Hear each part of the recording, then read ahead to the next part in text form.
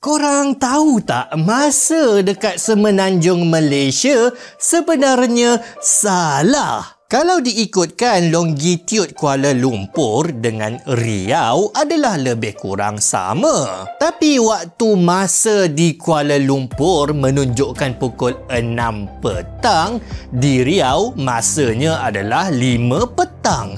Kuala Lumpur lebih cepat sejam. Zon masa di Semenanjung Malaysia adalah mengikut GMT tambah 8, iaitu lebih kurang 1 jam lebih cepat daripada zon masa yang sepatutnya. Iaitu ni GMT tambah 7, sepatutnya zon masa Semenanjung Malaysia yang ni. Kalau ikut kedudukan sebenarnya di longitude muka bumi. Dan kalau korang tengok pada peta zon masa, korang boleh tengok zon masa Semenanjung Malaysia ni dia macam kena tangkap dengan goalkeeper zon masa GMT tambah 8. Tak tahulah kena tangkap dengan goalkeeper ke kena baling jala. Korang faham kan tengok peta ni apa jadi kan? Jap, peliknya.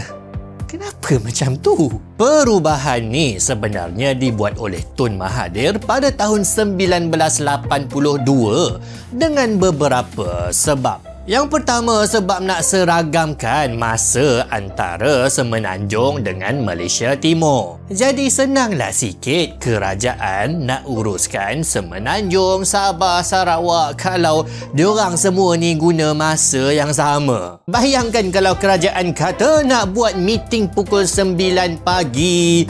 Orang Sabah, Sarawak pun tunggulah pukul 9 pagi. Lepas tu kenapa tak start lagi meeting ni? Rupa-rupanya kat Semenanjung pukul 8 pagi lagi. Tak ke confused tu? Tapi meeting dekat Malaysia memang perangai orang dia lambat sejam plus-plus pun.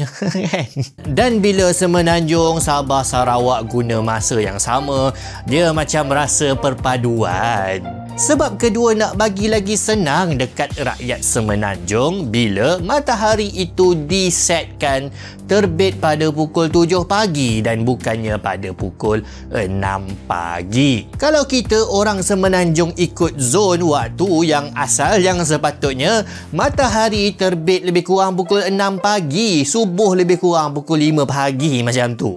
Kita pergi kerja pukul 7 pagi, waktu tu hari dah cerah dah. Dan bila kita balik kerja pukul 5 petang, kita ada lagi sejam je nak rasa matahari, nak rasa siang. Sebab matahari terbenam pukul 6 petang. Jadi bila jam dicepatkan supaya matahari terbit pukul 7 pagi dan terbenam pukul 7 petang, maka kita akan rasa siang tu lagi lama. Maka kita subuh lebih kurang pukul 6 pagi, kita pergi kerja pukul 7 pagi, kita balik 5 petang, ada lagi 2 jam sebelum matahari terbenam pada pukul 7 malam. Jadi siang tu rasa lama. Kita balik-balik tu bolehlah pergi taman, bolehlah pergi bersenam je dok. Jadi taklah balik kerja je depress sebab hari dah gelap, tak ada nak buat apa-apa. Dan sebab yang ketiga adalah bila Malaysia kongsi zon masa dengan Hong Kong, iaitu GMT tambah 8 juga, maka kita buka pasaran dan kita tutup pasaran pada masa yang sama dengan Hong Kong. Oh, ini bagus untuk bisnes. Okey, faham. Kalau macam tu adalah faedah Semenanjung Malaysia tukar zon masa. Tapi boleh ke buat macam tu? Macam suka hati je kau pergi belok-belok zon masa. Boleh ke? Jawapannya adalah memang suka hati negara tu lah. Boleh je lah. Kenapa tak boleh? Malaysia bukannya yang paling pelik pun. Antara negara dengan zon masa yang paling pelik sebenarnya adalah China. Negara China cukup besar untuk meliputi sampai 5 zon masa. Tapi China suruh semua negaranya yang besar gedabak tu ikut satu zon masa, iaitu zon masa Beijing. Sebab katanya nak satukan negara China dengan satu kesatuan. Semua orang dalam negara China semua guna jam yang sama. Itu betul sekali diorang lah ya kot.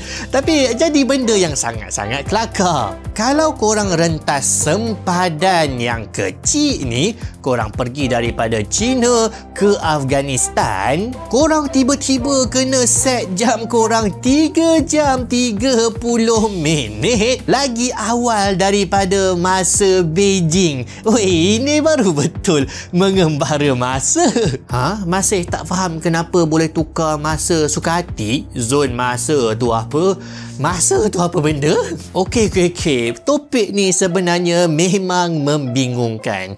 Jadi nak faham, kita patah baliklah. Kita ceritalah sedikit tentang latar belakang masa ni.